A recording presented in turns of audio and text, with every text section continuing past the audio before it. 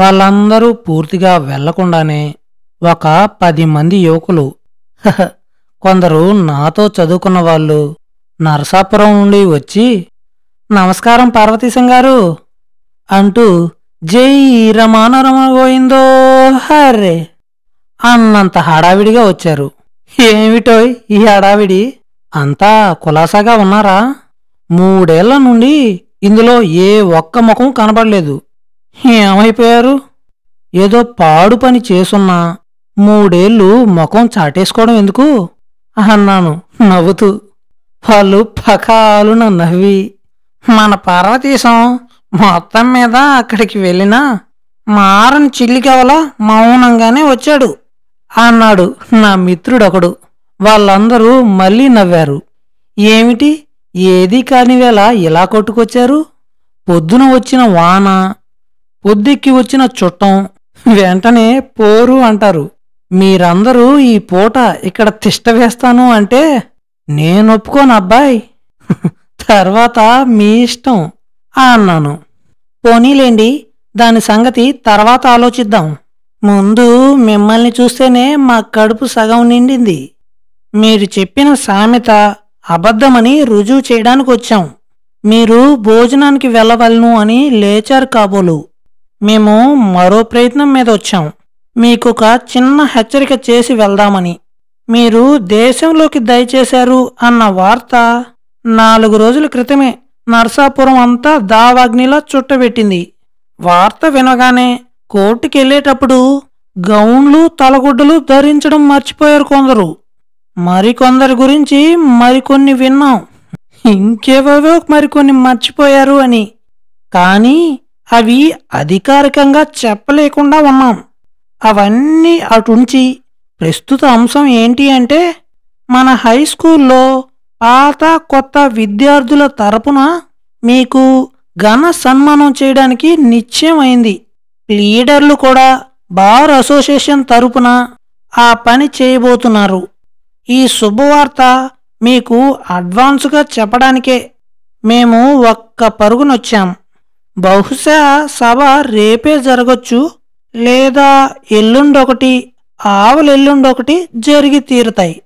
మన స్కూల్ సభకి మిమ్మల్ని ఆహ్వానించడానికి కీర్తిశేషులైన కీర్తివంతులైన మన ప్రధానోపాధ్యాయులు స్వయంగా ఆదరాబాదరా 2 మెతుకులు నోట్లో వేసుకుని గుండె దిటవు చేసుకుని రానున్నారని, ఇందువలన ఘనత వహించిన శ్రీ బారిస్టర్ పార్వతీశం గారికి తెలపడం అయింది అని నాతో పాటు చిన్నప్పటి నుండి చదువుకుంటూ అనేక అవకతవకల్లోనూ అల్లరిలోనూ నాకు సహాయభూతుడైన మిత్రుడు చాటింపు వేశాడు. మా హెడ్ మాస్టర్ గారు దయచేసిన కొద్దిసేపటికో లేకపోతే వారితోనూ నరసాపురం బార్ అసోసియేషన్ అధ్యక్షుడు కూడా దయచేయనున్నారని వినయంగా మనవి చేసుకుంటున్నాం అన్నాడు ముకులిత హస్తాలతో మరొక పూర్వ ఆశ్రమవాసి. ఇక మేమొచ్చిన పని సక్రమంగా నెరవేర్చుకున్నాం. మీ దర్శన భాగ్యానికి సంతోషిస్తున్నాం. ఇంతటితో మేము విరమిస్తున్నాం అని పూర్వం మా మూత్రిత్రయల్లో 3వ వాడు అధముడు అయిన మరొక మిత్రుడు వందన సమర్పణ చేసి నాకు మిలిటరీ వందనం చేసి వెనక్కి తిరిగాడు. చుట్టుపక్కల ఉన్న వాళ్ళందరూ నవ్వారు. చాలా సంతోషించాను. ఇక వెన్నడు మీరు ఇలాంటి పిచ్చి వేషాలు వెయ్యము అని అగ్ని సాక్షిగా సూర్యచంద్రాదులు సాక్షిగా ప్రమాణం చేసి నేను వచ్చేదాకా కూర్చోండి. లేకపోతే మీరు మళ్ళీ రండి. నాకు సన్మానం అంట, సన్మానం. ఎందుకీ సన్మానం? మన హెడ్ మాస్టర్ గారిని రాని చెప్తాను అన్నాను. మేము వచ్చి చూస్తాంలే, ఏమాత్రం చెప్తావో అంటూ నవ్వుకుంటూ వాళ్ళ దారిన వాళ్ళు వెళ్ళిపోయారు. నేను లోపలికి వెళ్ళి కాసేపు మా నాన్న ఇంకా దేవతా అర్చన ముగించుకోలేదు అనే విషయం తెలుసుకుని కాసేపు వాకిట్లోనే విశ్రమించాను. ఈ సన్మానాలేంటి, ఈ సభలేంటి, సందర్భంలేంటి అనుకుంటూ ఏ అనుభవం లేని నేను ఏం ఉపన్యాసం ఇవ్వను, ఏం మాట్లాడను అని అనుకుంటూ అసలు దాని భావం ఏమిటో అని నేను ఒక్కసారి విదేశీయానం చేసి వచ్చినంత మాత్రాన నాకీ ఘనత ఎందుకు, నాకీ గౌరవం ఎందుకు అని ఆలోచిస్తూ ఒక అరగంట కూర్చునేసరికి దేవతా అర్చనకు ముగింపుగా గంట లోపల నుండి వినబడ్డది. ఇంకొక 2 నిమిషాల్లో మా అమ్మ వచ్చి, లే నాయనా, కాళ్ళు కడుక్కో, భోజనం చేద్దువుగాని, వచ్చిన వారిలో ఎవరైనా భోజనానికి ఉంటే వారిని కూడా కాళ్ళు అవి కడుక్కోమని నీళ్ళు అవి ఇవ్వు అని లోపలికి వెళ్ళిపోయింది. వచ్చేవారు ఎవ్వరూ లేరమ్మా, అందరూ వెళ్ళిపోయారు, పై విస్తర్లేమీ వెయ్యొద్దు అని నేను నూతి దగ్గరికి వెళ్ళి కాళ్ళు కడుక్కుని పట్టు వస్త్రం ధరించి బుద్ధిమంతుల్లాగా భోజనానికి తయారయ్యాను. ప్రతి పూట భోజనాలయ్యేవి. నేనొచ్చినప్పటినుంచి అక్కడ నువ్వు ఏం చదివావు, ఏం పాసయ్యావు, లేకపోతే అక్కడ తప్పావా, అక్కడి సంగతి సందర్భాలేమిటి, నీ భోజనాధికములు ఎలా నడిచేవి, అక్కడి జీవిత విశేషాలేమిటి, విధానాలేమిటి అని ఒక్కమాటు నన్నడగలేదు మా నాన్న. ఆయన అడుగుతాడని నేను ఎన్నెన్నో చెబుదామని ఎంతో ఉత్సాహపడేవాణ్ణి. ఒక్కమాటు ఆ ప్రశంసే ఎత్తకపోయేసరికి నాకెంతో ఆశాభంగం కలిగినట్లయింది. ఎందుకో తెలీదు, ఆలోచిస్తే ఆయన అడక్కపోవడం సబవే అనిపించింది. అక్కడ నేను చేసిన పనులన్నీ గాని కొన్ని కాని విని ఉంటే ఆ అప్రాచ్య చర్యలను ఆయన మన్నించలేకపోయేవారు. వాటికి తగ్గ ప్రాయశ్చిత్తమే లేదు అని అనుకునేవాళ్ళు కాబోలు. అందుకనే ఏమీ తెలుసుకోకపోవడమే మంచిదని ఉభయ తారకం అని నిశ్చయించుకున్నారు కాబోలు. ఈ ఆలోచన కలగడంతో ఆయన మీదను ఎప్పుడూ ఉంటున్న గౌరవం కంటే ఇప్పుడు 1000 రెట్లు ఎక్కువైంది. భోజనములు ముగించుకుని వాకిట్లోకొచ్చాం. మా నాన్న భగవద్గీత చేతపుచ్చుకుని అలవాటు ప్రకారం కొంచెంసేపు పారాయణం చేసి విశ్రాంతి తీసుకోవడానికి ఆయన గదిలోకి వెళ్ళిపోయారు. మా అమ్మ భోజనం తర్వాతను సవరణలు చేసుకుంటూ ఉంటే నేను ఒక పుస్తకం తీసి కొంతసేపు చదువుతుండగా నిద్రాజాడ్యం నిన్నే చేరు కదరా అన్నట్టు నిద్రాదేవి నన్ను వరించింది. ఓ గంటో అరగంటో నిద్రపోయుంటాను. మా హెడ్ మాస్టర్ గారు వస్తారేమో అని ఉలిక్కిపడి లేచాను. వారింకా రాలేదు అని తెలుసుకుని ముఖ ప్రక్షాళన చేసుకుని మళ్ళీ నా చదువులో పడ్డాను. మళ్ళీ కొంతసేపు గ్రంథపఠనం సాగించాను. మా అమ్మ నాకు పలహారం ఏదో చేసి తీసుకొచ్చింది. అది నేను ముగించే లోపన నా పలహారం పళ్లెం లోపల పెట్టేసి చేతులు కడుక్కొని యువతలకి వచ్చేసరికి వారు వచ్చి అక్కడున్న బల్లమీద సుఖాసీనులయ్యారు. నేను నమస్కారం చేయగానే వారు నవ్వుతూ, ఏమోయ్ పార్వతీశం అంటూ లేవబోయారు. ఆయనతోటి కూడా వచ్చిన 3-4 విద్యార్థులు నిలబడే ఉన్నారు. మాస్టర్ గారు, దయచేయండి, మీరు లేవడం ఏంటి? నేను మీ శిష్యుణ్ణన్నమాట అప్పుడే మర్చిపోయారు. నేను ఎన్ని దేశాలు తిరిగినా, ఎంత చదువు చదివినా మీరు నాకు ప్రథమ గురువులని, మీ క్రమశిక్షణ, కర్రశిక్ష, బెత్తం శిక్షతోటే పైకొచ్చాను అన్న సంగతి నేనెప్పటికీ మరవనండి అంటుంటే ఆయన మళ్ళీ కూర్చుని, హార్ని ఇల్లు బంగారంగాను, నువ్వు ఇవేవీ మర్చిపోలేదన్నమాట. ఆఖరికి నా చేతి విసురు, బెత్తం చిరుకు ఇంకా నిన్ను వేధిస్తూనే ఉన్నాయన్నమాట. ఎంత పని జరిగింది, అయినా పర్వాలేదులే, దండం దశగుణం భవేత్ అనే పెద్దల మాటలు నీలో నిజమైంది. చాలా సంతోషం. తరువాత సభాముఖాన్ని క్షమాపణ చెప్పుకుంటాను అన్నారు నవ్వుతూ. అంత మాట మీరనడం ధర్మం కాదు మాస్టర్ గారు, అది నాకు శాపంగా పరిణమించవచ్చు. ఆ పని మట్టుకు చేయకండి అన్నాను. వారు సంతోషపూర్వకంగా నన్ను దగ్గరకు తీసుకుని నా వీపు తట్టి పక్కనే కూర్చోబెట్టుకుని ఒక మాటు 2 చేతులతోటి ఆలింగనం చేసుకున్నారు. ఆయన శరీరం కొంచెం కంపించినట్లు, హృదయ స్పందన ఎక్కువైనట్లు అనిపించింది. నాకు ఒళ్ళు పులకరిచ్చింది. గురుదేవుని ప్రేమ కూడా నాకు పితృవాత్సల్యం లాంటిదే అనుకున్నాను.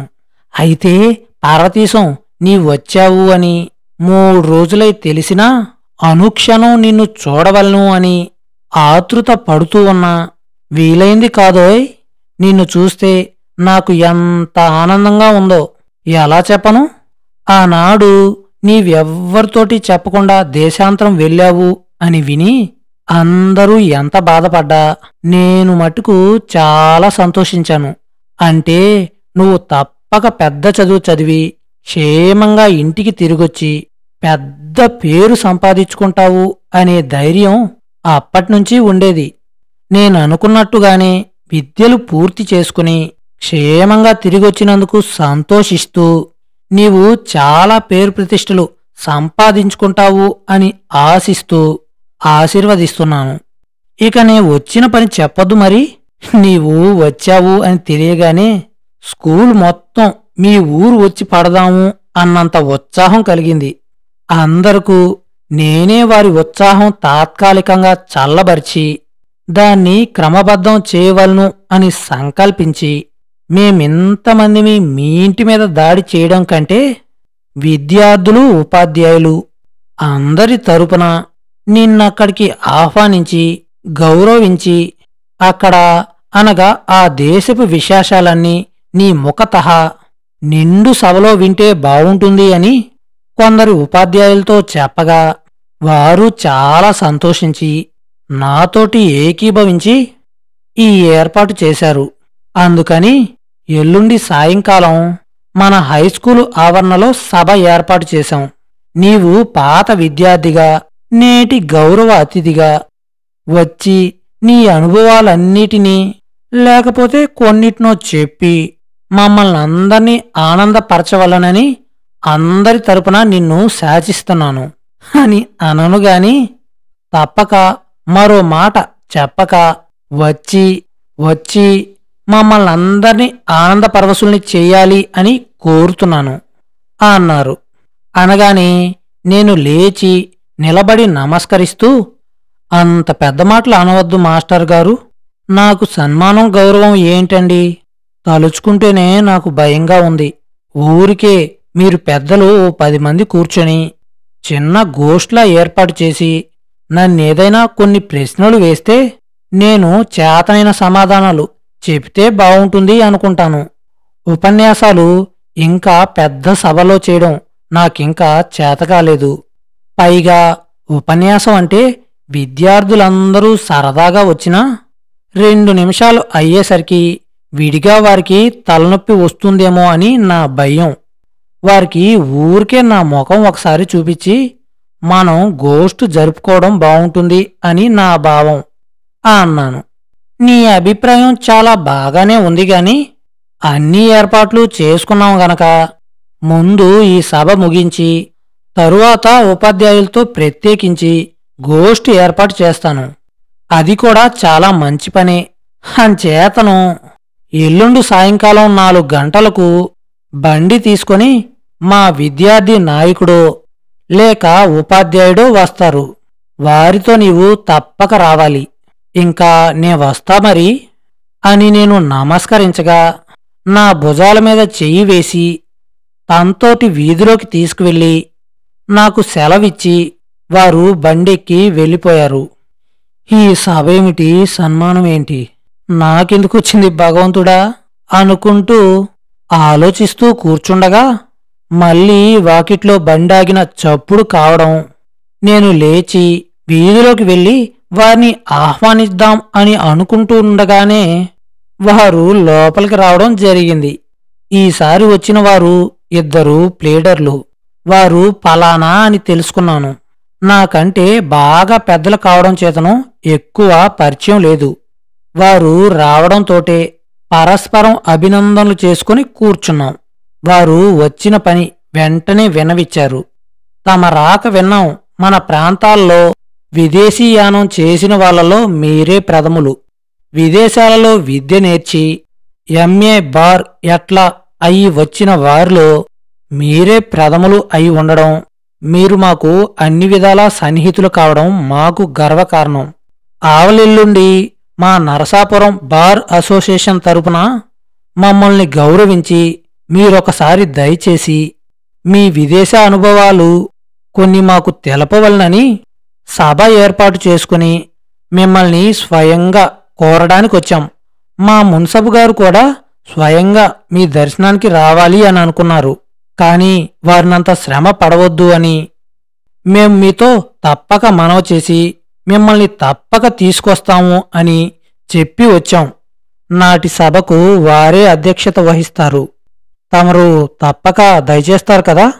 ఆ సాయంకాలం మాలో ఎవరో ఒకరు బండి తీసుకొచ్చి మిమ్మల్ని తీసుకువెళ్తాం అన్నారు.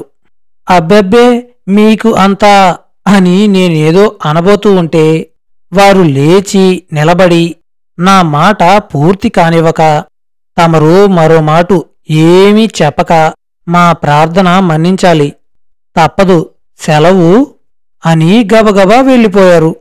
ఈరోజు సాయంకాలం నరసాపురంలో ఈ యజ్ఞం ఒకటి తప్పదు కదా అని మధ్యాహ్నం 3 గంటలకే లేచి స్నానం చేసి మామూలుగా పంచి కట్టుకుని ఒక లాల్చీ వేసుకుని పైన కండువా కూడా వేసుకోవడానికి అమర్చి సిద్ధం చేసుకున్నాను. మా స్కూల్ నుండి విద్యార్థులో ఉపాధ్యాయులో వస్తారు అనుకుంటూ పావు తక్కువ 4 నేను వారి రాకకు నిరీక్షిస్తూ ఎదురు చూస్తూ కూర్చున్నాను. వారు సరిగ్గా 4 వస్తాము అన్నారు. గడియారం 4 కొట్టింది. 4:30 కూడా దాటింది.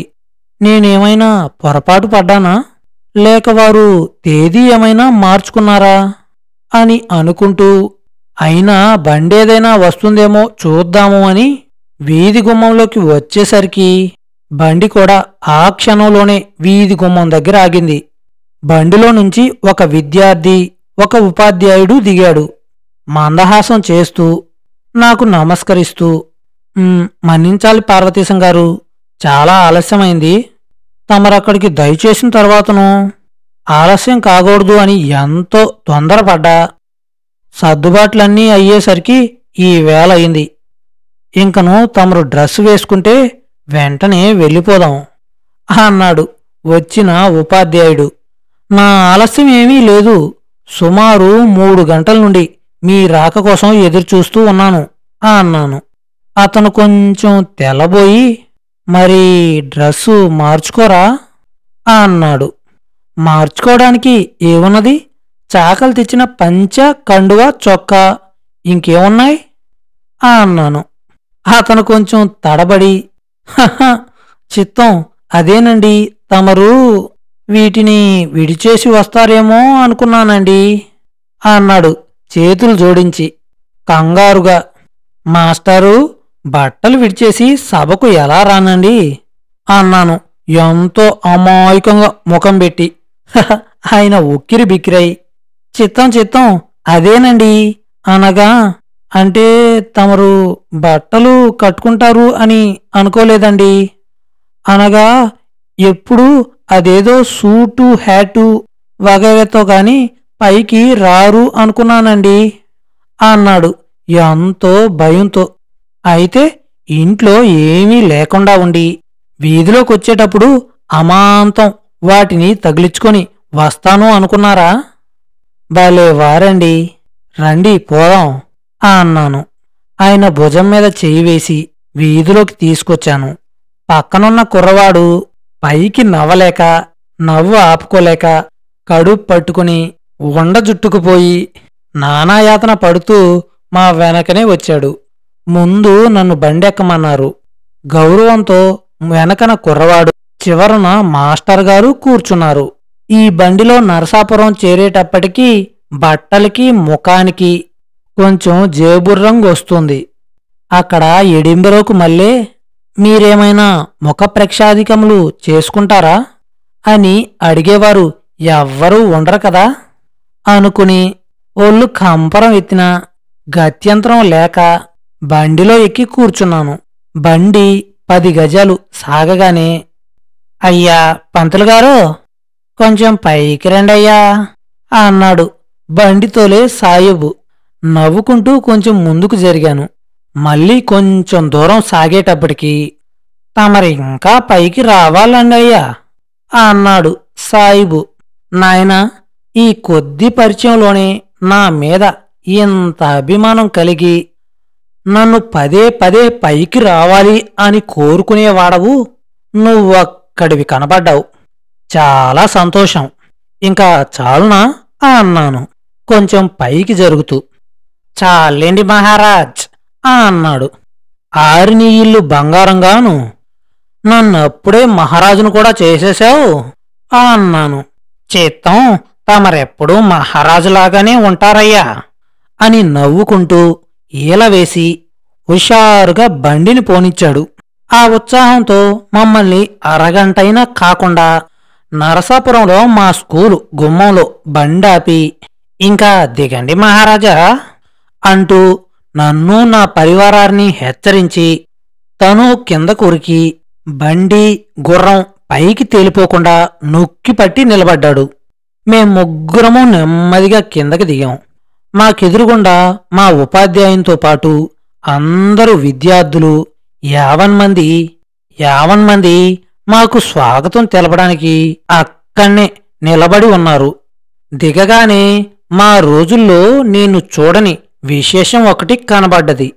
కొందరు విద్యార్థులు అన్ని తరగతుల నుండి తలొకరు ఒకరో ఇద్దరో వచ్చి కాకి గుడ్డలు, నెత్తిన టోపీ, మెడలో గుడ్డ, టైలా ముడివేసుకుని దారికి ఇరుపక్కల వరుసగా నిలబడి నేను ముందుకు బయలుదేరగానే అటెన్షన్ అని ఓ పొలికేక ఆ విద్యార్థి నాయకుడు పెట్టగా వారంతా తమ బూట్లు చప్పుడు చేసి నాకు సైనిక అభివందన చేశారు. నేను చిరునవ్వుతో ఫీల్డ్ మార్షల్ వరే వాళ్ళని చూస్తూ ఉంటే హెడ్ మాస్టర్ గారు ఎంతో సంతోషంతో, వాళ్ళు బాయ్ స్కౌట్స్, మన స్కూల్లో ఈ ఏడాదే శిక్షణ కొత్తగా ప్రారంభించాం, విద్యార్థులందరికీ ఇదెంతో ఉత్సాహజనకంగానూ ఉంది అన్నారు. చౌకుదారులు పరాకు పలుకుతున్నట్టుగా కొందరు ఉపాధ్యాయులు విద్యార్థులను అల్లరి చేయనివ్వకుండా తమ తమ స్థానాల్లో కూర్చోమంటూ హెచ్చరిక చేస్తూ ఉంటే నేను నా పక్కనున్న హెడ్ మాస్టర్ గారు మహాకవి తిమ్మర్సు అయినట్టు, నేను రాయలవారు అయినట్టు ఏమిటో అనుకుంటూ లోపలికి ప్రవేశించాను. హాలు కిటకిటలాడుతూ ఉంది. అక్కడ కేవలం విద్యార్థులే కాక చాలామంది పుర ప్రముఖులు, ఉద్యోగులు కూడా వచ్చినట్టు కనబడ్డది. నేను లోపలికి రాగానే లేవాలా అక్కర్లేదా అనే సందేహంతోనూ ఈ పంచా చొక్కా కండువాతో ఉన్న మనిషి పార్వతీశం అవునా కాదా అన్న సందేహంతోనూ ఒక లిప్తకాలం అనుమానించి ఎందుకైనా మంచిదని అక్కడున్న 50 మంది గభీలున లేచి నిలబడ్డారు. నన్ను హెడ్ మాస్టర్ గారు ఎంతో గౌరవంతో తిన్నగా అక్కడున్న ఉన్నత స్థానానికి తీసుకుని వెళ్తూ ఉంటే పంచె కట్టుకున్న నేను పార్వతీశాన్నే అని అనే నిశ్చయానికి సభికులంతా వచ్చి హర్షధ్వానాలు చేశారు. నేను చాలా గంభీరంగా, మామూలుగా నవ్వు తుల్లు లేకుండా చాలా సుప్రసిద్ధుడిలాగా ఒక్క క్షణం నిలబడి సభికులందర్నీ దయాగ్ర దృష్టితో చూసినట్టుగా చూసి దయచేయండి అన్నట్టు హస్తాభినయం చేసి కూర్చున్నాను. సభికులంతా వారి వారి స్థానాల్లో కూర్చున్నారు. కిందనున్న ఉపాధ్యాయులంతా విద్యార్థులందర్నీ వరుసగా కూర్చోబెట్టి బల్లల్లేక నిలబడుతూ ఉన్న కొందరిని విద్యార్థులను ఎదురుగానున్న ప్లాట్ఫారం మీదనే కూర్చోబెట్టి నిశ్శబ్దంగా ఉండవలను అని అందర్నీ హెచ్చరించగానే సభలో శబ్దం చల్లారింది. హెడ్ మాస్టర్ గారు నెత్తిమీదున్న తలగుడ్డ, మెడలో ఉన్న కండువా సరిచేసుకుని ప్లాట్ఫామ్ మీదకి దయచేసి ఓ కుర్రవాణ్ణి పైకి రమ్మని చెప్పి ప్రార్థన చేయమని చెప్పాడు. సభ్యులంతా లేచి నిలబడ్డారు. ఆ విద్యార్థి తాను నేర్చిన గణపతి స్తోత్రం సంస్కృతంలోనూ, సరస్వతి ప్రార్థన తెలుగులోనూ చేసి మాకు నమస్కరించి తనకేదో అఖండ గౌరవం జరిగినట్టుగా సంతోషించి కిందకి వెళ్ళిపోయాడు.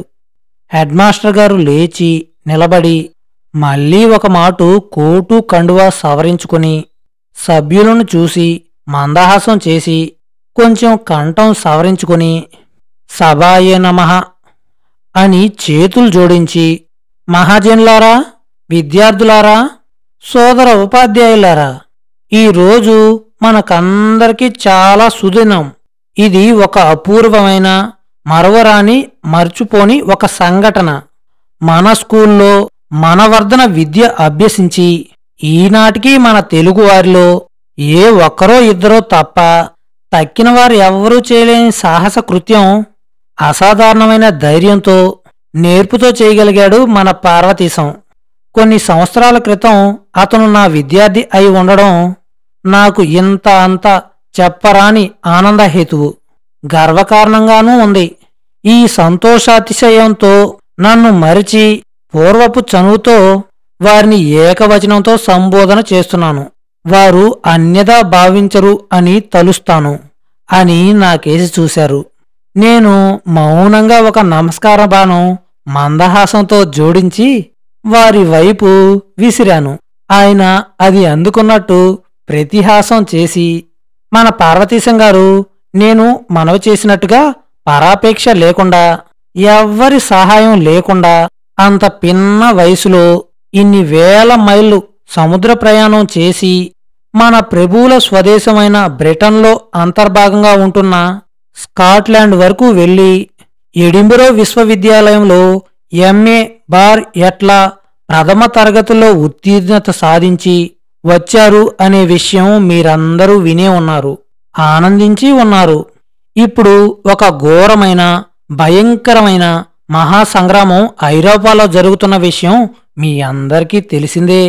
ఈ రోజుల్లో జలాంతర్గాములు సముద్రాల్లో అహర్నిశలు తిరుగుతూ ఉంటే, సముద్రం మీద చూడ భయంకరమైన యుద్ధ నౌకలు పహారా కాస్తూ ఉంటే, పైన అంతరిక్షంలో వాయు విమానాలు మన సంచలనాన్ని 1000 కన్నులతో కనిపెడుతూ ఉంటే, ఎంతో ధైర్యం చేసి ప్రాణభీతి లేకుండా వీటన్నిటినీ తప్పించుకుని క్షేమంగా, ఆరోగ్యంగా స్వదేశానికి తిరిగి రాగలిగిన ధైర్యశాలి మన పార్వతీశం. వారికి పరమేశ్వరుడు ఆయుర ఆరోగ్య ఐశ్వర్యములు ప్రసాదించమని మనమందరం చేతులెత్తి ప్రార్థించాలి అనగానే సభలోని 50 మంది తప్పదు కాబోలు అని బాధపడకుండా ఒకసారి చేతులెత్తారు. మళ్ళీ మా హెడ్మాస్టర్ గారు ఒక్కమారు కంఠం సవరించుకొని గాత్ర గాంభీర్యంగాని స్థాయిగాని తగ్గకుండా, ఇక పార్వతీశం, వారి గుణగణాలు, వారి విద్యాబుద్ధులు, వారి తెలివితేటలను ఎంతసేపైనా మీకు చెప్పవలను అని ఉంది.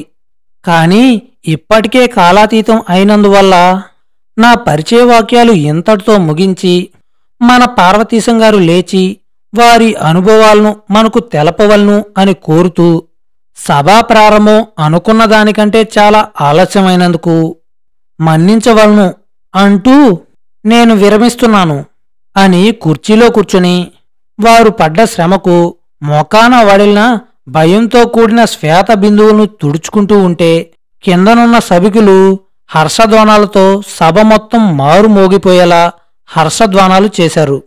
ఆ శబ్దం సద్దుమనగ్గానే నేను లేచి మందహాసంతో నలువైపులా పరికించి, నేను కూడా మా హెడ్మాస్టర్ గారి పద్ధతిని సభాయే నమః అని చేతులు జోడించి, మహాజనులారా, సోదర విద్యార్థులారా, మా పూర్వపు ప్రస్తుతపు ఉపాధ్యాయులకు నన్నెంతో ఆదరంతో, అభిమానంతో, గౌరవంతో, అతిశయోక్తులతో నన్ను మీకు పరిచయం చేసిన మా హెడ్మాస్టర్ గారికి అనేక కృతజ్ఞత, గౌరవపూర్వ నమస్కారాలు భక్తి వినమ్రతతో అర్పిస్తున్నాను.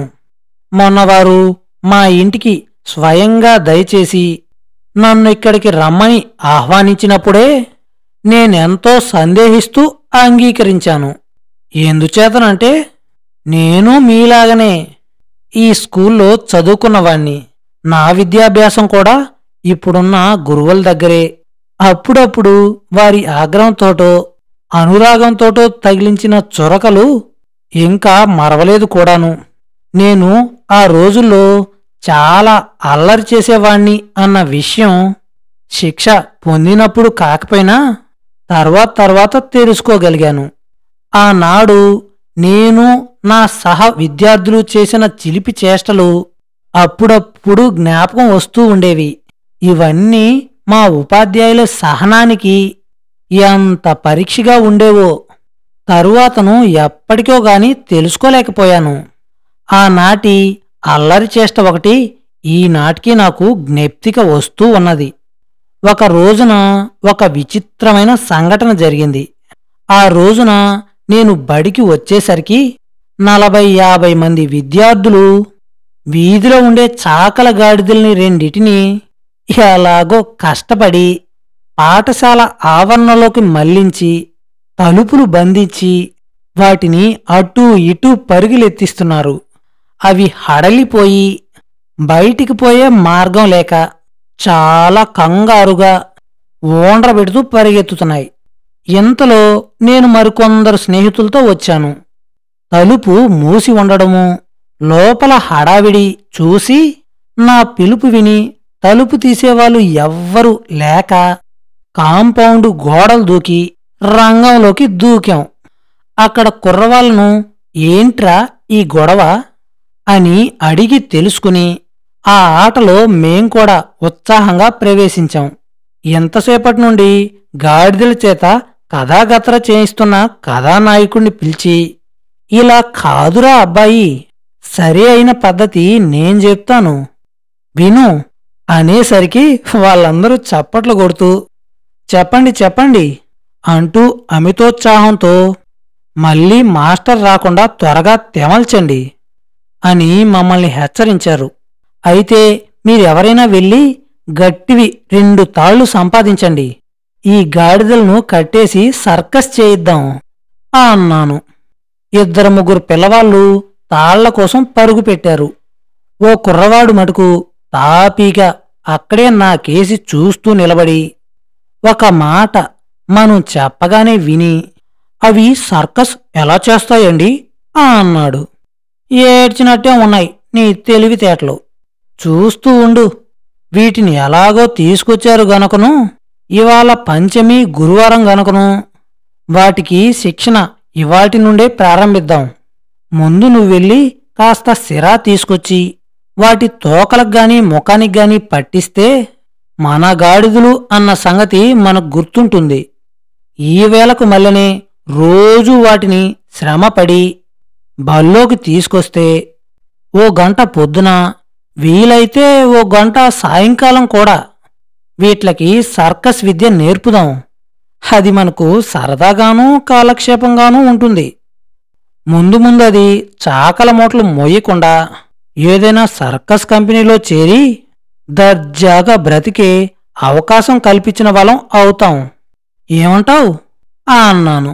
అతను అక్కడున్న తక్కిన వాళ్ళు ఏకకంఠంతో కరతాళ ధ్వనులతో వాళ్ళ యొక్క ఆమోదం తెలిపారు. ఇంతలో 2 కుర్రవాళ్ళు ఎలాగో 2 తాళ్ళు 2 చింతబరికెలు పట్టుకొని వాగరుస్తూ పరిగెత్తుకొచ్చారు. ఈ విద్యార్థుల మధ్యలో నుండి గాడిదలు ఉడాయించడానికి దారి లేక, ఏదో తమ ప్రాణం మీదకి వస్తుంది అనే ఆలోచన లేక, అంత ఆలోచనలే ఉంటే అవి గాడిదలు ఎందుకవుతాయిలేండి, హడలిపోతూ మా అందరికేసి జాలిగా చూస్తూ మధ్య మధ్యన కొంచెం భయంతోనూ కొంత సంతోషంతోనూ హుర్రే అంటూ ఊండ్రిస్తూ నిలబడ్డాయి. ఈ తాళ్లతో ఆ గాడిదలను కట్టడం ఎలాగా అని ఆలోచిస్తూ ఉంటే అతి తెలివైన ఓ కుర్రవాడు మేకపిల్లను ఆవుదోడలను పట్టుకున్నట్టుగా ఆ గాడిద చెవులు పట్టుకున్నాడు. ఈ మోటు సరసంతో ఆ గాడిద ఎగిరి తన్నింది. వాళ్ళు మొర్రోమని పారిపోయారు. రెండో గాడిద తన్ను ఎవ్వరూ ఏమీ చేయకపోయినా తోటి గాడిదకు సానుభూతి చూపడం కోసం గిర్రున తిరిగి కనపడ్డ వాళ్ళని కనపడిన వాళ్ళని తన్నడం మొదలుపెట్టింది. దాన్ని ఇంగ్లీష్లో చెప్పాలి అంటే సింపథెటిక్ స్ట్రైక్ కాదు సింపథెటిక్ కిక్ అనాలి. ప్రేక్షకులందరూ దుష్టులకు దూరంగా ఉండవలను అనే జ్ఞప్తిగా దూరంగా తొలగిపోయారు. మొదటి గాడిదను 4 పిల్లవాళ్ళు ఎలాగో తంటాలు పడి 4 కాళ్లకు బంధం వేశారు. నేను చింతవరికి ఒకటి పుచ్చుకొని ఆ మధ్యను ఈ ఊర్లోనే చూసిన సర్కస్ పద్ధతిని గాడిదను ఒక్కడి తగల్నిచ్చి అప్ అప్ అని కేక వేశాను. అసలే గాడిద పైన ఈ కంగారుతో మతి స్థిమితం తప్పింది. చాకలి భాష తప్ప ఎప్పుడూ మరో భాషని విని ఎరగని ఆ గాడిదను అప్ అంటే ఎలా అర్థమవుతుంది? నయానా భయానా ఎన్నో విధాలు చెప్పాను. ఎంతకు వినకపోతే మళ్ళీ 2 తగల్నిచ్చి, ఓ ఈ వెర్రిగాడిది కొడక, అప్ అన్నప్పుడు 2 కాళ్ళు పైకెత్తాలి తెలిసిందా అని ముందు కాళ్ళ మీద మళ్ళీ 2 తగల్నిచ్చాను. సర్కస్ రింగులో కదం తొక్కడం నేర్పిద్దామని నెమ్మదిగా మెడ కట్టిన తాడుని ఒకడు పట్టుకోమని ఆ గాడిదను ముందుకు లాక్కు వెళ్ళమన్నాను. అప్పటిదాకా అది గాడిదే అనుకున్నాను గాని ఏనుగనుకోలేదు. చచ్చిన అడుగు తీసి అడుగు వేయించడం నాకు సాధ్యం కాలేదు. అప్పటిదాకా అది గాడిదే అనుకున్నాను గాని ఏనుగనుకోలేదు. చచ్చిన అడుగు తీసి అడుగు వేయించడం నాకు సాధ్యం కాలేదు. ఎలాగైనా ఈ ఒక్క ఫీటైనా ఈరోజు చేయించి తీరాలని పట్టుదలగా పనిచేస్తున్నాను. కొంతసేపు అయిన తర్వాత ఇంతవరకు ఉన్న కోలాహలమంతా చల్లారి ఎంతో నిశ్శబ్దంగా ఉండడం గమనించి 4 వైపులా చూసేసరికి అక్కడ ఇది వరకు ఉన్న విద్యార్థి బృందం అంతా మాయమైపోయారు. ఇదేంటి ఈ వింత అని వెనక్కి తిరిగి చూసుదును గదా, గేటు అవతల నుండి మా హెడ్ మాస్టర్ గారు మరికొందరు ఉపాధ్యాయులు మమ్మల్ని తదేక దృష్టితో చూస్తూ ఉన్నారు. నాకు నిలువెల్లా కంపం వచ్చి పరిగెత్తబోయాను. నా అవస్థ చూసి ఆ గాడిదలు నాకంటే ముందే తెలివి తెచ్చుకుని నన్ను చూసి వెకిలిగా నవ్వినట్టు ఊండ్రిస్తూ పరుగు పుచ్చుకున్నాయి. అప్పటికి నాకు చైతన్యం వచ్చి పారిపోదామని ప్రయత్నం చేస్తూ ఉండగా మన హెడ్ మాస్టర్ గారు ఎంతో ఆప్యాయంగా, నాయనా పార్వతీశం, ఈ గేటు తీస్తావా బాబు? మేం కూడా వచ్చి నీకు చేతనైంత సహాయం చేయడానికి ప్రయత్నం చేస్తాం అన్నారు. వారి మాటలకు అర్థమేంటో సరిగ్గా నాకు బోధపడక ఎలాగో కాళ్ళీడ్చుకుంటూ వెళ్ళి గేటు గడియ తీశాను. హెడ్ మాస్టర్ గారు ఆప్యాయంగా నా భుజం మీద చెయ్యి వేశారు. వెనకనున్న ఉపాధ్యాయులంతా విరగబడి నవ్వబోయి బలవంతాన ఆపుకుంటున్నారు. నా భుజం మీదున్న గురువుగారి హస్తం ఏదో ఇనపగుండులా ఉండి క్షణక్షణం బరువెక్కుతున్నట్టు తోచింది. నన్ను నెమ్మదిగా నడిపించుకుని హెడ్ మాస్టర్ గారు వారి గదిలోకి తీసుకువెళ్లారు. తక్కిన మాస్టర్లంతా వారి కామన్ రూంలోకి వెళ్ళి మమ్మల్ని గురించే కాబోలు నవ్వుకుంటూ మాట్లాడుకుంటున్నారు. మొదటి గంట కొట్టారు. హెడ్ మాస్టర్ గారు తాపీగా కూర్చుని నా భుజం మీద చెయ్యి తీసేసి, ఏమిటోయ్ పార్వతీశం, మనకున్న గాడిదలు చాలక పైనున్న గాడిదలను కూడా తీసుకొచ్చి ఏదో గాడిద గత్ర చేస్తున్నావు ఏంటి అన్నారు. వారు కోపంగా అన్నారో, హేళనగా అన్నారో, ఆదరంతో అన్నారో నాకేమీ అర్థం కాలేదు. ఏదో చెప్పరాని భయం, గుండెల్లో దడ, కాళ్ళల్లో వణుకు, కళ్ళ వెంటన నీళ్లు వచ్చినాయి. ఏం బాబూ పార్వతీశం, మాట్లాడవేమి అన్నారు మళ్ళీ ఆయన. ఎంత నెమ్మదిగా అన్నా నా చెవిన చేరేటప్పటికీ ఏదో పెద్ద ఉరువులాంటి శబ్దం వినవచ్చింది. నేను గజగజలాడుతూ చేతులు జోడించి, ఏమీ లేదండి, గాడిదలను అన్నాను. నేను గజగజలాడుతూనే, అవి అండి, అంటే ఆ గాడిదలండి ఎలాగో వచ్చాయండి. ఎందుకు వచ్చాయో అనుకున్నానండి. మేమందరము అలాగే అనుకున్నామండి అన్నాను. దానికేముంది, మిమ్మల్ని చూడ్డానికి వచ్చుంటాయి అన్నారు నెమ్మదిగా. బయటికి పొమ్మంటే మేం చెప్పిన మాట వినలేదండి. ఎవరు చెప్పినా వినలేదండి. ఏమిటి, ఎవరి మాట వినలేదు? ఆఖరికి నీ మాట కూడా వినలేదు? చాలా చిత్రంగా ఉంది. ఇంతకీ ఏం చెప్పావు దాంతోటి అన్నారు హెడ్ మాస్టర్ గారు. వారి ధోరణి నాకేమీ అంతుబట్టలేదు. తమరొచ్చేటప్పటికి అవి ఇక్కడంతా గల్లంతు చేస్తూ ఉంటే బయటికి పొమ్మని చెప్పాను. నా మాట వినకపోతే అసలే గాడిదలు కదా అని ఈ బరికెతో 2 తగల్నిచ్చాను. ఇంతట్లో తమరు దయచేశారు అన్నాను.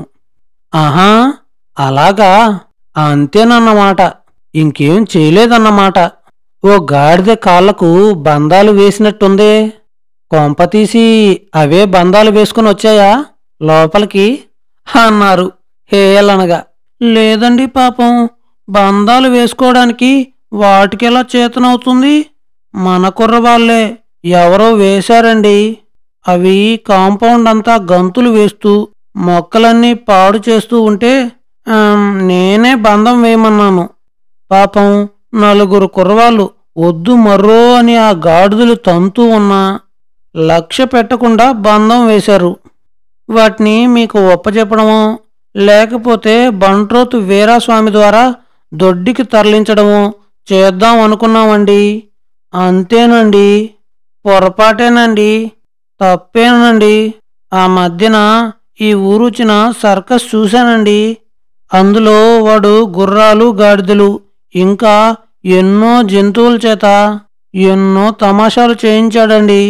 ఇవి కూడా చేయగలమేమో అని చూద్దామని వాళ్ళు కేకేసినట్టుగా నేను కూడా కేకలేస్తున్నాను. అంతకంటే ఏమీ లేదండి. తప్పు మాట ఏమీ అనలేదండి, అంటే ఒట్టండి అన్నాను. అబ్బెబ్బే, దానికి ఒట్టు కూడా ఎందుకు? నీ మాట మీద నాకు నమ్మకమే. నా రాక మూలాన దానికి పాఠం సాగలేదన్నమాట. పోని రేపు రమ్మని అనకపోయావా నాయనా అన్నారు. చిత్తం, నేనా మాట అనలేదు కానియండి. మళ్ళీ కనబడితే కొంత ప్రయత్నించి వీటిని లొంగదీయవచ్చు అనే ఊహ కలిగిన మాట వాస్తవేనండి అన్నాను. బేష్, బావుంది. నేను ఇచ్చినట్టుగానే నువ్వు కూడా అనుకున్నావన్నమాట. ఈ శిక్షణలో నీకు సహాయం ఎవరు నాయనా అన్నారు.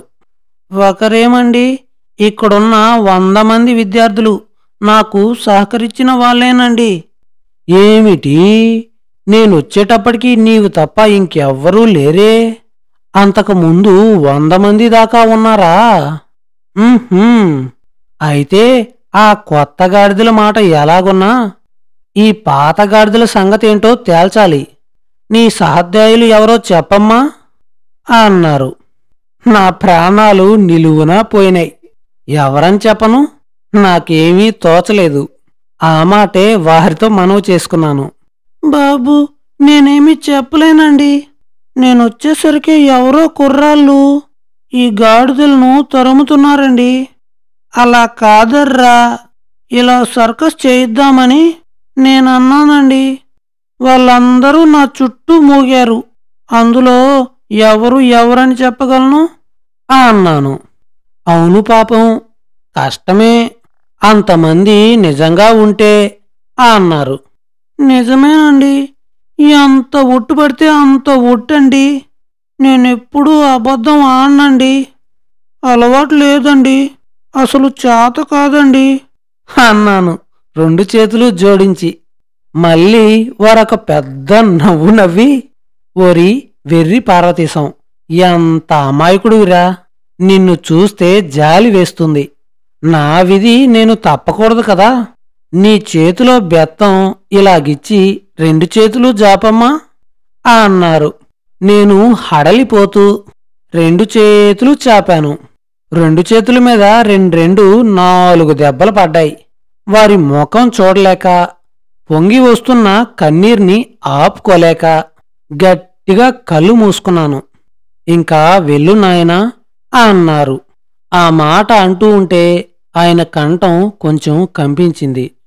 అటువంటి దయార్థ హృదయులు కూడా నన్ను శిక్షించవలసి వచ్చేటట్లు చేశాను అంటే వారి మనసు ఎంత క్షోభ పెట్టానో మీరే ఊహించుకోగలరు అన్నాను. అంటూ ఉంటే నా కంఠము కొంచెం కంపించింది. నేనొకప్పుడు ఎంతో తెలివైన వాణ్ణి అని, చురుకైన వాణ్ణి అని, ఉత్తమ తరగతిలో అన్ని పరీక్షల్లోనూ ఉత్తీర్ణున్నాయి, మన ఉపాధ్యాయులకు విద్యాలయానికి పేరు ప్రతిష్ట తెచ్చేవారిలో ఒకణ్ణి అవుతాను అని కలలు కనే మన పెద్దలకు ఉపాధ్యాయులకు కూడా ఆశాభంగం కలిగిచ్చాను. ఒకనాడు పరమ శాంత స్వభావులు దయార్థ హృదయులు అయిన మన ప్రధాన ఉపాధ్యాయులకి కూడా ఆగ్రహ ఆవేశులు అయ్యేటంత అల్లరి చేసి వారి చేతను కూడా దెబ్బలు తిన్నాను. అటువంటి అల్లరిచిల్లరిగా తిరిగేవాడును ఏదో శుభముహూర్తాన ఎవరో మాట వరుసకు ఇచ్చిన సలహా తీసుకుని ముందు వెనక ఆలోచించకుండా నా శక్తి సామర్థ్యాలు అంచనా వేసుకోకుండా నాకు సలహా ఇచ్చిన వారితో మాటైనా చెప్పకుండా మొగల్తూరు నుండి నరసాపురము సకినేటిపల్లి అంతర్వేదో వెళ్లడం కాబోలు అనుకుని ఇంగ్లాండుకు మోటా ముల్లి కట్టుకుని ప్రయాణమయ్యాను. దారి పొడవునా క్షణక్షణం ఎన్ని ఇబ్బందులు పడ్డానో, ఎంత అవివేకంగా ప్రవర్తించానో తలుచుకుంటూ ఉంటే నాకే సిగ్గుగా ఉంది. అవన్నీ మీ ముందు ఏకరో పెట్టి కాలహరణం చేయడం నాకిష్టం లేదు. అదీ కాక ఎప్పుడో ఒకప్పుడు అవన్నీ జ్ఞప్తికి తెచ్చుకుని ఒక కథగా రాయవలను అనే దూరాలోచన కూడా కలిగింది ఈ మధ్యన. ఈనాడు మీకందరికీ క్షీరపరిచితుడును అల్లరివాణ్ణను అయినను ఇక్కడికి తీసుకొచ్చి ఈ సన్మానం ఎందుకు చేస్తున్నారో, నేను ఏ రీతిగా దీనికి అర్హుణ్ణో నాకు అర్థం కావడం లేదు. అయినా మీ అపూర్వ ఆదరాభిమానాలకు పాత్రుణ్ణైనందుకు చాలా సంతోషిస్తున్నాను. ఇంకను అక్కడ సంఘ జీవితం, విద్యా విధానం గురించి మనం నేర్చుకోవలసింది బోలెడంతుంది. నిత్య జీవితంలో కూడా వారి పద్ధతులు ఎన్నో మనకు అనుసరణీయం. వారి దయనీయమైన జీవితంలో, వ్యవహారంలో, వ్యాపారాలలో ఎంతో మర్యాద, న్యాయము కనబడుతుంది. భోజన పదార్థాల్లో, పాలల్లో ఎక్కడా మనకు అలవాటైన కల్తీ అనేది ఉండదు. చంటి పిల్లలు వెళ్ళినా పెద్దవాళ్ళు వెళ్ళినా తూకంలో మోసం అనేది ఉండదు. అసలు వాళ్లకు అబద్ధం ఆడడం చేతనవుతుందా అనిపిస్తుంది. నేనున్నంతకాలం నిత్యం వ్యవహారంలో ఎక్కడా ఏ విధమైన అన్యాయం నాకు కంట పడలేదు. అన్నిటికంటే చిత్రం ఏంటంటే, నేనొక రోజున ఏదో పనిమీద ఆ ఊర్లో ఉన్న రైల్వే స్టేషన్కు వెళ్ళి నా పని చూసుకొని వచ్చేటప్పుడు పుస్తక విక్రయశాలలో కొన్ని పత్రికలు కొనుక్కొని తొందరగా బయటకొస్తూ ఉంటే నా జోబిలో పర్సు నాకు తెలియకుండా జారిపోయింది. నేను గమనించకుండా వెళ్ళిపోయాను. ట్రామ్ ఎక్కిన తర్వాతను జోబు తడుముకుంటే ఏమీ కనబడలేదు. నేను కండక్టర్తో చెప్పి మధ్యలో దిగిపోయి నా బసకు నడిచి వెళ్ళాను. తరువాత వారం 10 రోజులకు నేను మళ్ళీ ఆ స్టేషన్కి వెళ్ళి వస్తూ ఉంటే ఆ పుస్తకశాలతను నన్ను గుర్తించి పిలిస్తే నేను దగ్గరికి వెళ్ళాను.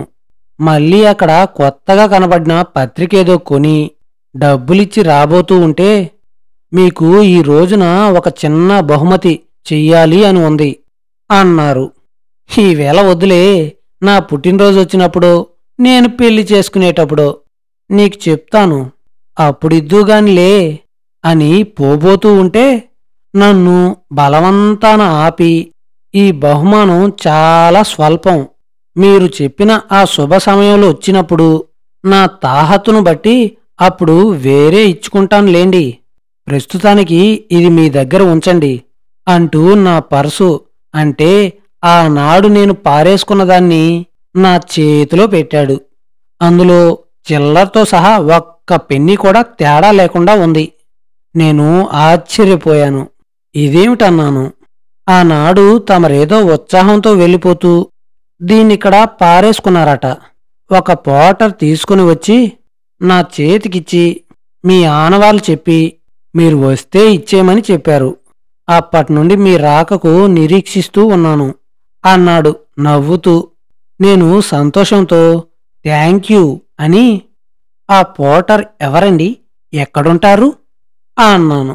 అది నేనేం చెప్పగలను, వాడు ఏ వేళప్పుడు ఏ డ్యూటీలో ఉంటాడో ఎక్కడుంటాడో నాకు తెలీదు. మీరొచ్చినట్లు, మీ పరసు మీకు అందించినట్లు నేను చెప్తాలేండి అన్నాడు. సరే అయితే ఇంకొక సహాయం కూడా చేయండి. ఈ 10 సిల్లింగులు అతనికి ఇచ్చి నా థ్యాంక్స్ చెప్తూ నాకీ ఉపకారం చేసినందుకు చాలా సంతోషించాను అని చెప్పండి అన్నాను. ఇదొద్దండి, అతను తీసుకోడు అని అతను అనబోతూ ఉన్న మాటలు చెవిన పడనీయకుండా తొందరగా వెళ్ళిపోయాను. ఇటువంటి పని మన పోటర్లు సాధారణంగా చేస్తారు అని మీరెప్పుడైనా వినడం గాని, చెయ్యిగా జరిగిందని గాని మీరెప్పుడైనా విన్నారా? అక్కడ పద్ధతులన్నీ విధిగా మనం నేర్చుకోవలసింది, అనుకరించవలసినవిని. చంటిపిల్లల పెంపకం దగ్గర నుండి విద్యార్థి దశ వరకు వారు చూసే నేర్పు, ఓర్పు, పిల్లలకు నేర్పే పద్ధతులు మనం ముఖ్యంగా గమనించాలి. నాకక్కడున్నన్నాళ్ళు విచిత్రం అనిపించేది ఒక విశేషం. నేను ఉన్నన్నాళ్ళు ఎప్పుడూ ఎక్కడ పిల్లల రోదన వినబడేది కాదు. ఇక్కడ మన పిల్లలు ఏడవకుండా ఉండే సమయమే కనబడదు. మన వారు దాన్ని సమర్థిస్తూ రోదనం బలం, పెద్దలకు సామెత కూడా ఏర్పాటు చేశారు. ఇంకొక విచిత్రం ఏంటి అంటే, తల్లిదండ్రులు అస్తమానం పిల్లలను చంకన వేసుకుని తిరగడము, అలా ఎంత దూరమైనా నడిచి వెళ్లడము, అలా నడుస్తూ పిల్లలకు మధ్య మధ్యన చన్ను కుడపడం, ఇలాంటి దృశ్యాలు అక్కడేమీ కనబడేవి కాదు. కాళ్ళు వచ్చి తిరగడం నేర్చినప్పటి నుండి కొంచెం ఎండాగాలి తగలడం ఆరోగ్యమని పిల్లలను పార్కులకు తీసుకువెళ్ళి అక్కడ వాళ్లను స్వేచ్ఛగా ఆడుకోనివ్వడము, తరువాత విద్యాభ్యాసం ప్రారంభం అయినప్పటినుంచి వాళ్ళు రోడ్డు మీద ఎలా నడవాలో, స్కూలుకు వెళ్ళేటప్పుడు దుస్తులు ఎలా ధరించాలో, అక్కడికి వెళ్ళి పంతులమ్మకు ఎప్పుడెప్పుడు గుడ్ ఆఫ్టర్నూన్లు, గుడ్ ఈవినింగ్లు, గుడ్ మార్నింగ్లు, థ్యాంక్యూలు, సారీలు ఏ ఏ సందర్భాల్లో ఎలా చెప్పాలో, క్లాసులోకి వెళ్ళేటప్పుడు గాని పైకొచ్చేటప్పుడు గాని ఎంత నిశ్శబ్దంగా వరసలో ఎలా రావాలో అన్నీ నేర్పుతారు. పెద్దవాళ్లకు మాటల్లోనూ నడవడికలోనూ అవచిత్తం నడుచుకోవడం నేర్పుతారు. వాళ్ళు జీవితమంతా ప్రతి విషయంలోనూ ఈ ఔచిత్యానికి ప్రాధాన్యత ఇస్తారు. మనవాళ్ళు ఔచిత్యాన్ని గురించి చాలా రాశారు, కాని అవన్నీ తాటాకుల్లోనూ, కాగితాల్లోనూ, అచ్చు పుస్తకాల్లోనూ అణిగి మణిగి ఉండిపోయాయి. ఇంకా ఇలా చెప్పుకుంటూ పోతూ ఉంటే నేను చెప్పగలిగినవి, మీరు వినవలసినవి అనేకం ఉన్నాయి. కాని ఇప్పటికే ఇంతసేపటి నుండి నా ఉపన్యాసంతో మిమ్మల్ని అందర్నీ విసిగించుంటాను. ఇంకా మిమ్మల్ని బాధించడం సబబు కాదు, ఔచిత్యమూ కాదు. అంచేతను ఇప్పటివరకు నేను చెప్పే కబుర్లన్నీ ఓపికతో శ్రద్ధతో విన్నందుకు మీకందరకు నా కృతజ్ఞత అభివందనాలు సమర్పిస్తూ నేను సెలవు తీసుకుంటున్నాను. మీకందరకు శుభం అని కుర్చీలో కూర్చున్నాను. హైస్కూల్లో జరిగిన సన్మానం నాడు నేను చేసిన ఉపన్యాసం కొంత అలజడి కలుగజేసింది. ఊరంతా ఒకటే గొడవగా దీని గురించి మాట్లాడుకోవడం, బాగుందంటే బాగుంది అనుకోవడం. నా తోటి విద్యార్థులు మన పార్వతీశం ఇంత బ్రహ్మాండంగా మాట్లాడాడేంట్రా, ఎవరున్నా ఆఖరికి హెడ్ మాస్టర్ గారున్నా అంత భయం లేకుండా, నదురు బెదురు లేకుండా ఏందంచాడ్రా అని కొందరు. అది కాదురా, వీణ్ణి మనం ఎరుగుదాం కదా, మనతోటే ఆడుతూ పాడుతూ ఉండేవాడు కదా, మనం ఇలా ఉండగానే చూస్తుండగానే వీడి ఇంతటివాడు ఎలా అయ్యాడ్రా, నాకేమీ అంతుపట్టకుండా ఉంది అని మరొకరు. దానికేముందరా, ఓ 10,000 తగలేసుకుని ఒక మాటు లండన్ వెళ్ళొస్తే ప్రతి వెధవా అంతేరా అని మరికొందరు వ్యంగ్యంగా వ్యాఖ్యానాలు చేస్తూ 24 గంటల్లో నన్ను చాలా పైకెత్తేశారు. అంతెత్తు వాళ్ళ ఉత్సాహం కొద్దీ నన్ను ఎత్తినా నాకు మటుకు ఉక్కిరిబిక్కిరిగానే ఉంది. నేల మీద ఉన్నంతసేపు ఎవరేమన్నా ఇబ్బంది లేదుగాని అంత ఎత్తున ఉన్నప్పుడు ఏమాత్రం బ్యాలెన్స్ తప్పినా ప్రమాదమే. మరి ఈవేళ ఇంకా లాయర్లు జరపబోయే సంధాన సభలో ఎలా బయటపడతానా అంటూ ఆలోచించుకుంటూ కూర్చున్నాను. అప్పుడే మా అమ్మ కాస్త ఏదో పలహారం తీసుకొచ్చి పెట్టింది. పాపం నా కోసం ఎంత కష్టపడుతూ ఉందో. కోడలుంటే ఇంత బాధ లేకపోను అనుకుంటూ నాలో నేను నవ్వుకుంటూ పలహారం ముగించేసరికి గడియారం 4 కొట్టింది. ఓహో, టైమవుతుంది అనుకుంటూ లేచి ముఖ ప్రక్షాళికములు ముగించుకుని చాకింటి మడతలు తీసి కట్టుకుని వాకిట్లోకొచ్చి కూర్చునేసరికి నరసాపురం వకీళ్ళిద్దరూ నన్ను తీసుకెళ్లడానికి వచ్చారు. నన్ను హైస్కూల్లోకి మళ్ళీ కాకుండా, వీరు ఏ జాబు లేకుండా అనుకున్న క్షణానికే వచ్చి నన్ను దయచేయమన్నారు. నేను వేలకు సిద్ధంగా ఉండడం చూసి చాలా సంతోషించారు. మేము వెంటనే బయలుదేరి ఒక అరగంటలో నరసాపురం చేరుకున్నాం. మేము కోర్టు దగ్గర బండి దిగేసరికి కోర్టు ఆవరణంతా జనంతో కితకితలాడుతూ సందడిగా ఉంది. ఈ సభ చిన్నదిగా ఉంటుంది. వకీళ్ళు వస్తే వాళ్ళ గుమాస్తాలు తప్ప మరెవ్వరూ రారనుకున్నాను. మొన్న స్కూల్లో జరిగిన సభ గురించి విన్నవాళ్ళు చాలామంది కోర్టుకు సంబంధం లేకపోయినా నన్ను చూడవలను అనే కుతూహలంతో ఏ ఆహ్వానం లేకపోయినా చూడ్డానికి వచ్చారు. అందుకని కోర్టుకు సభ ముందు బార్ రూంలోనే జరపవలను అనుకున్న సమావేశం బహిరంగ ప్రదేశంలో అత్యవసరంగా చేయడానికి తప్పింది కాదు. ఏ ఇబ్బంది పడ్డా వకీళ్ళు సమర్థులు గనక ఎంత వ్యవధి అయినా సభ చక్కగా ఏర్పాటు చేశారు. మేము బండి దిగ్గానే మరొక 2 పెద్ద వకీళ్ళు మా బండి దగ్గరకు వచ్చి నేను దిగి నమస్కరించగానే వాళ్ళు కరచాలంతో నాకు నమస్కారాలు చేసి వారు నాకు చెరో వైపున నిలబడి ముందునున్న బార్ రూంలోకి తీసుకువెళ్ళి అక్కడ సమావేశమై నా రాకకు ఎదురుచూస్తూ ఉన్న కోర్టు మునసబు గారికి తదితరులకు నన్ను పరిచయం చేసి అక్కడ బల్ల మీద అమర్చి ఉన్న పలహారములను అందరితో పాటు నన్ను కూడా ఆరగించమని బలవంతం చేశారు. తప్పేది లేక త్వరలోనే ఆ కార్యక్రమం ముగించి అందరము సభలోకి నడిచాం. మునసబు గారు నా పక్కనే ఉండి ఏదో మాట్లాడుతూనే ఉన్నారు. నా దృష్టంతా సభ మీదనే ఉంది. ఈ పెద్దలెదుట ఎలా మాట్లాడాలో, ఏం మాట్లాడాలో అని భయపడుతూ మునసబు గారు చెప్పేదాన్ని వినకపోయినా ఊకొడుతూ సభలోకి వచ్చాం.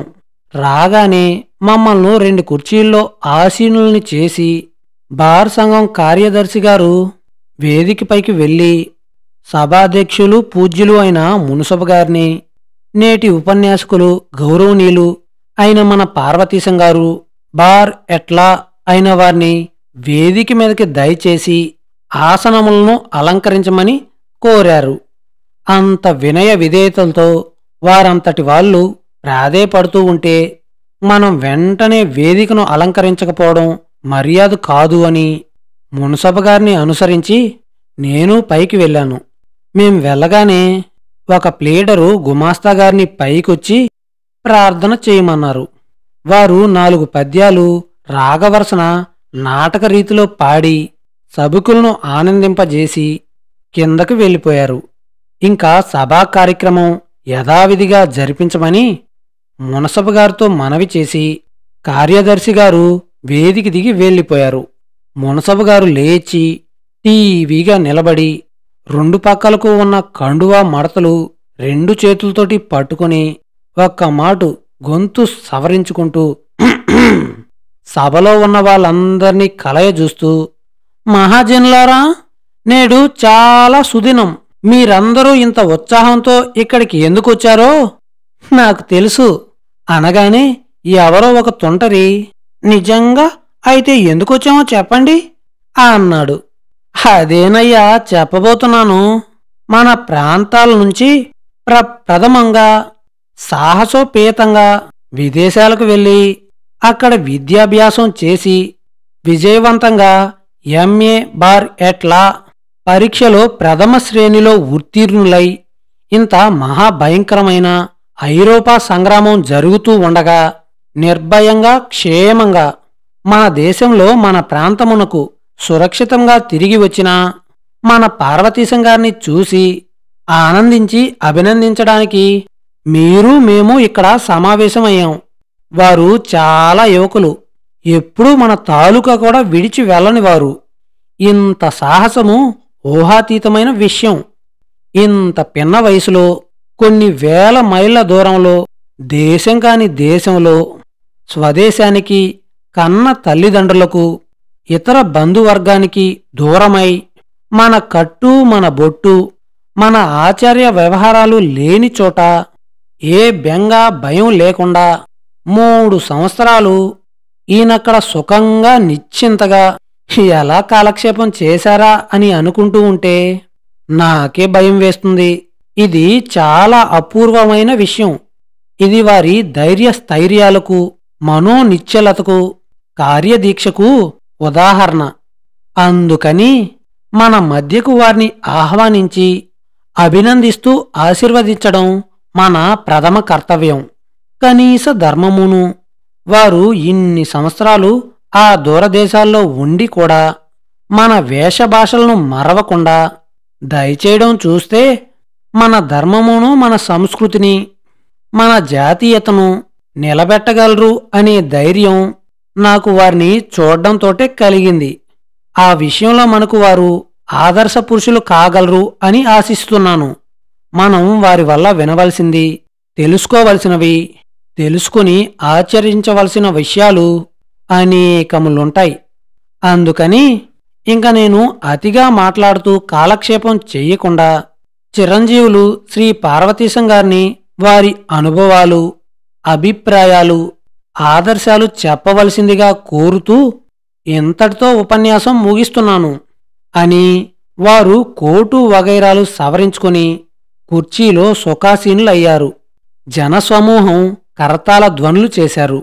సభంతా దద్దరిల్లేటట్టు కరతాళ ధ్వనుల మధ్యను ఇంకా నేను లేవాలి కాబోలు భగవంతుడా అనుకుంటూ ఈ జనసమూహం ముందు, ఈ విద్యానిధుల వెనక, ఈ విద్వజ్జన సమక్షమందు నేను నిలబడి వారికి మళ్ళనే చొక్కా కండువా సవరించుకుని మహామేధావిలా ముఖం పెట్టి గంభీరోపన్యాసం ప్రారంభిస్తే ఎంత హాస్యాస్పదంగా ఉంటుందో అనే ఊహ కలిగి నాకు నవ్వు వచ్చింది.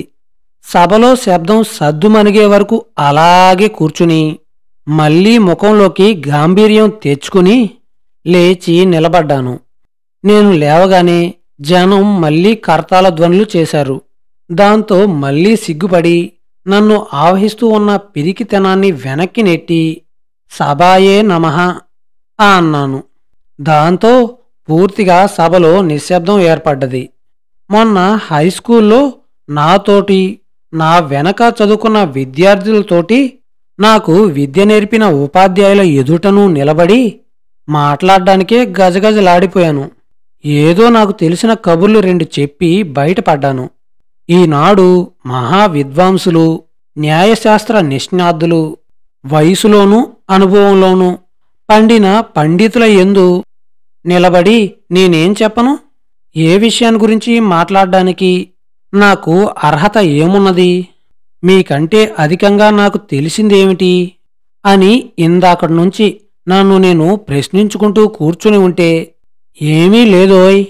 ఈనాడు ఇదొక విచిత్రమైన ఆచారమే కాని నీ సత్తా నిన్ను ఆహ్వానించిన వాళ్ళకి తెలియదు గనకనా అనే సమాధానం స్ఫురించి ఇందాకటి నుంచి నాలో నేను నవ్వుకుంటూ కొంత ధైర్యం తెచ్చుకోవడానికి ప్రయత్నం చేస్తున్నాను. నా చేతను ఈ పని చేపిస్తున్నది మీరే గనక పిల్లవాళ్ళ మాటలను, ఆటలను పెద్దవాళ్ళు చూసి ఆనందించినట్టుగానే మీరు నా మాటల్లోని అసందర్భాల్ని, అవకతవకల్ని మన్నిస్తారని ఆశిస్తున్నాను. నేను ఇక త్వరలోనే మీలో ఒకరిగా, బహుశా ఈ కోర్టులోనే న్యాయవాద వృత్తి అవలంబిస్తానేమో. అప్పుడు ఎన్నో విషయాలు మీ దగ్గర ఎలాగో నేర్చుకోవలసి ఉంటుంది. అప్పుడు మటుకు ఆనాడేదో పెద్ద మొనగాళ్లా మాకు ఉపన్యాసం ఇచ్చావు, మేమేం చెప్పగలం అని మటుకు అనరు అని ఆశిస్తున్నాను. అనగానే సభలో కర్తాల ధ్వనులు. 3 సంవత్సరాల క్రితం ఇక్కడ నా చదువు సన్నగిల్లింది. మొదట్లో ఉన్న చురుకు, ఉత్సాహం ఎందుచేతనో చెప్పబడ్డాయి. ఇక్కడ విద్య మీద మనసు నిలవక ఏవేవో ఊహలు పెంచుకుని ఆకాశంలో అస్తమానం విహరిస్తూ ఉండేవాణ్ణి. మా తండ్రిగారు నా స్థితి గమనించి కొన్నాళ్లు చదువుకి స్వస్తి చెప్పి ఇంటి దగ్గర వ్యవసాయ పనులు చూసుకుంటూ తెలుగు సంస్కృతం తెలుసుకునే ప్రయత్నం చేయమన్నారు. మళ్ళీ హోడ విద్య మీద మోజు కలిగినప్పుడు అది చదువుకోవచ్చును అన్నారు. నేనే మాట చెప్పలేని విషమ సంధిలో పడి బాధపడుతూ కీర్తిశేషులైన ఇక్కడ ప్రముఖులైన శ్రీ రమణారావు గారితో నాకు పరిచయం ఏమి అని అనుకోవచ్చు మీరు. ఒక రోజున వారే నన్ను వెతుక్కుంటూ వచ్చి నాకో సహాయం నువ్వు చెయ్యాలి, నీవు తప్ప మరొకరికి సాధ్యం కానిది. ఇక్కడ కొన్ని రాజకీయ సభలు ఏర్పాటు చేయదలుచుకున్నాను. ఆ సభా నిర్వహణ బాధ్యత అంతా నీవే వహించాలి. నిన్ను గురించి వాకపు చేయగా నువ్వు చాలా సమర్థుడివి అని, ఈ కార్యభారాన్ని వహించడానికి మీ స్కూల్లో నీవొక్కడివే వీలైన వాడివి అని అందరి వల్ల విన్నాను. ఇలాంటి కొన్ని మాటలతో నన్ను వ్యామోహపరిచి నన్ను ఆ కార్యరంగంలోకి దించారు. అప్పుడు నాకు తెలియలేదు గాని కొన్ని సంవత్సరాలైన తర్వాత ఆలోచించుకోగా నాకు తోచింది ఏమిటి అంటే, మా స్కూల్లో కాస్త కండపుష్టి, ఉత్సాహము, దీక్ష కలిగి చదువుయందు శ్రద్ధ కలిగి బేవర్స్గా తిరిగేవాణ్ణి నేనొక్కనే కనబడ్డానన్నమాట. ఏమైతేనేమి వారి శిష్యుడిగా చేరి సభలు సమావేశాలు ఏర్పాటు చేయడమే కాక వారి వలన అనేక విషయాలు తెలుసుకుని వారిచ్చిన వివిధ పుస్తకాలకు సంబంధించిన విషయాలు మరెన్నో చదివి స్కూల్లో నేర్వనివి, నేర్చుకొనుటకు సాధ్యం కానివి అనేక విషయాలు తెలుసుకుని నా తోటి విద్యార్థుల కంటే చాలా విజ్ఞానవంతుణ్ణి కాగలిగాను అని చెప్పడానికి ఎంతో గర్విస్తున్నాను. నన్నింకా ఇక్కడ స్కూల్లో చేరవద్దు అని, విదేశాలకు వెళ్ళమని, అక్కడ బారిస్టర్ చదవమని ప్రోత్సహించిన వారు వారే. వారి సలహాను అనుసరించి నేను దేశాంతరాలకు వెళ్ళి విద్యను అభ్యసించి అక్కడ పరీక్షల్లో ఉత్తీర్ణుడై వచ్చిన వెంటనే వారి దర్శనం చేసుకుని వారి ఆశీస్సులు పొందుదాం అనుకుంటే వారు దివంగతులయ్యారు అనే వార్త తెలిసి ఎంతో బాధపడ్డాను. ఈనాడు వారిక్కడ లేకపోవడం నాకు ఎంతో వెలితిగా ఉంది.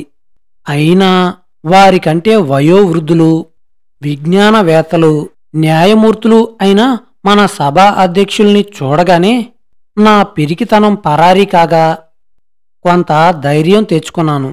వారి ఎదుట నేను పసివాణ్ణు, నా లోపములను వారు సంతోషంతో మన్నించగలరు అనే ధైర్యం కలిగింది. ఇక ముందు ఏం చెప్పవలనో తోచక ఇంతసేపు శాఖా సంగ్రహితిని గ్రహిస్తున్న సంగతి మీరు గుర్తించవలసి ఉంటుంది. నేనెప్పుడూ నరసాపురం పొలిమేర దాటని వాణ్ణు. బండి పడవ తప్ప మరొక రకమైన ప్రయాణ సాధనములు ఎరగని వాణ్ణి. దోమశకటాన్నైనా ఎప్పుడూ చూడని వాణ్ణి. సాహసించి విదేశీ యాత్రకు బయలుదేరినాను అంటే అదే చాలా హాస్యాస్పదమైన విషయము అని నేను వేరే చెప్పనక్కర్లేదు అన్నాను. ఇక ఆ తర్వాత ఏమైంది అనేది మనం తర్వాత ఎపిసోడ్లో తెలుసుకుందాం.